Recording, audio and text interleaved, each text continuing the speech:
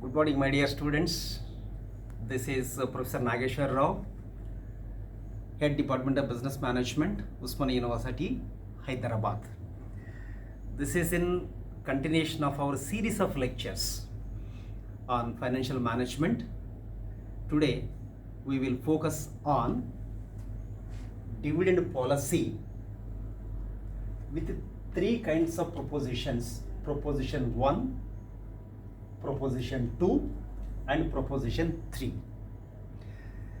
Friends, always I am advocating,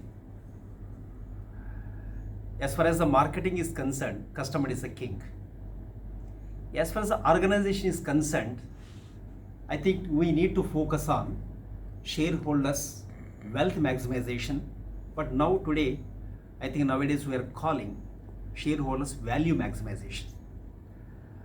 I was discussing, if at all you want to be successful as a financial manager, I think you need to focus on owner's wealth maximization. I think there is no alternative for that one.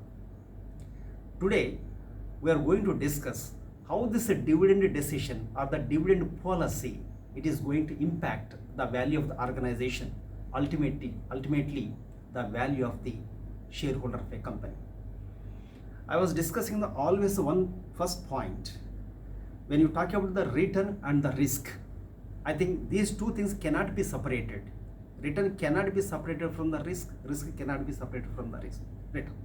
That's what, as a financial manager, definitely need to take 4 important decisions.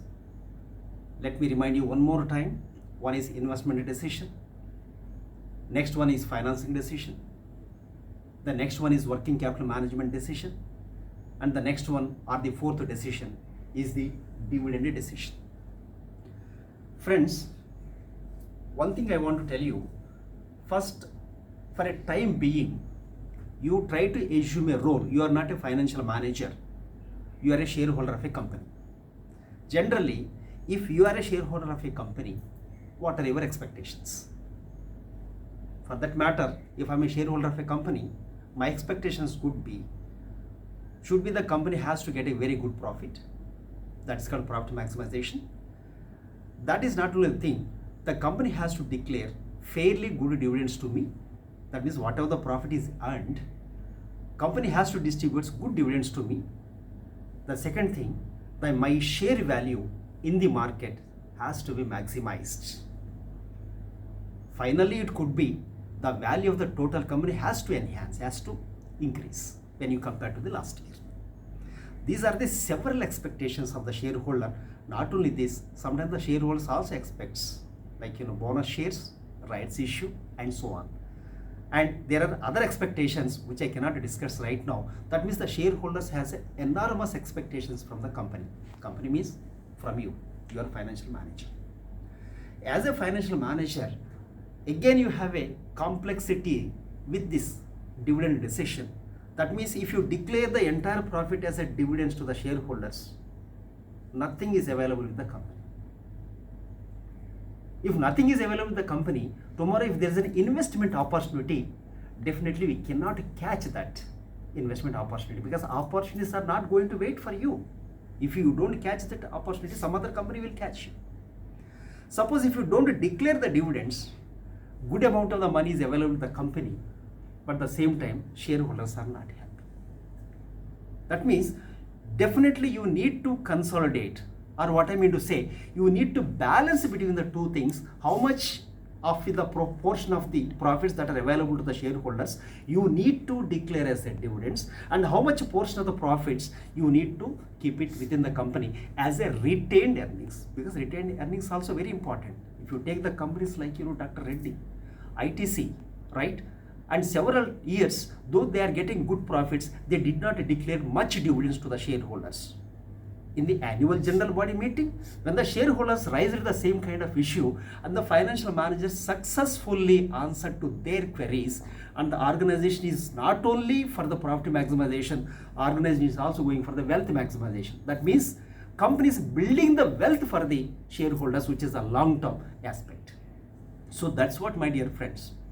On the other contrary, like again, how much percentage the financial manager has to declare the dividends to the shareholders is a big question.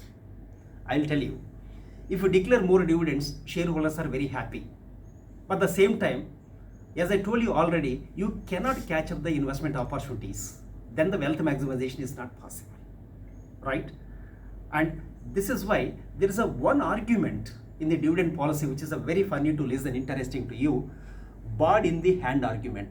Bird, B-I-R-D, bird in the hand argument. A simple example, assume that after long gap, you have gone to your village or your parents' house and your mother wants to cook a chicken for you. That is this evening. Generally, what can say in villages, what happen if they want to cut a chicken and they want to cook a chicken in the evening, they don't leave the bird in the morning. Because if you leave the bird in the morning, what is the guarantee that the bird is going to return to the house in the evening? That's what, as a financial manager, you see, you cannot show that the bird is flying and that bird I'm going to catch, I'm going to cook the chicken for you. But where is a guarantee that you are going to catch that bird? This is always the shareholders are going to. It is better to have a bird in the hand, which is a positive argument, rather than the bird is flying in the sky, which you are going to catch, which may not happen. That's what these two things, though is a very simple example, my dear students, I think you need to consolidate. This is a very optimum example. The question is, how much as a dividends financial manager has to declare, and what is the portion he has to retain in the organization to catch up the investment opportunities. That is what there are three propositions which I am going to list it here. If you look at the proposition 1, I have listed here IRR is greater than K. IRR stands internal rate of return or return which is greater than K. That means when the company is investing $1 or 1 rupee, their return is more than the cost. K is a cost actually. That means definitely as a financial manager need to declare less dividends and keep the more money with the company, because the rupee you are investing or the dollar you are investing, you are getting a good return which is more than the cost. Definitely you have to go for major investments. I think this is the portion definitely. I think you need to declare less dividends to have a more retained earnings in the company. And coming to the second proposition 2, IRR is equal to K. That means internal rate of return or return which is equivalent to K. Suppose you are investing today, assume that you are getting 10%, that is return, and your cost is also 10%. Then it's a critical decision to the financial manager whether you to have a more retained earnings or to declare as a more dividends. That is what the optimum balance you have to look into it. Coming to the third proposition, that's proposition 3, internal rate of return is less than K. That means the dollar you are investing, you are getting less return when you compare to the cost of capital. Then there is no point in keeping the more retained earnings in the company, because even you are keeping more retained earnings in the company, which you are going for an investment, you are going to get the losses. That times, I think it's better to declare more dividends to the shareholders, then your market price of the share is going to be maximized. That is what, it is a very critical decision, because the shareholders' expectations are many, and as a financial manager, you need to fulfill their expectations in order to maximize their wealth. Either you maximize their wealth, then you have to keep more retained earnings, or if you are not in a position to maximize their wealth by yourself, by your company, then you try to declare more dividends. At least they try to, that means your shareholders, they try to invest the dividends received by the company somewhere else in a profitable investments. Ultimately, our goal is going to reach, our shareholders' wealth is going to be maximized. That is what most of the times Indian corporates also now very happy that most of the companies, we are under the international scenario, they are following very clear guidelines under the SEBI, right? They are having a clear policies of the dividend. That's what, coming to the theory, and we have some theories related to the dividend relevance and some theories related to the dividend irrelevance.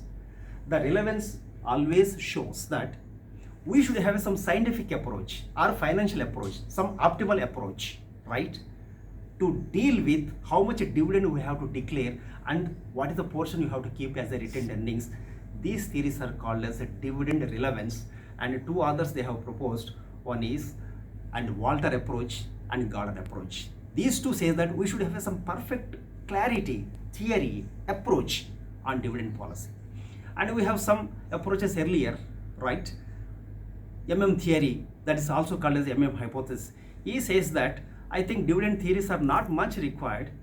If you have investment opportunities, you keep the amount. If you don't have investment opportunities, you try to declare the dividend to the shareholders.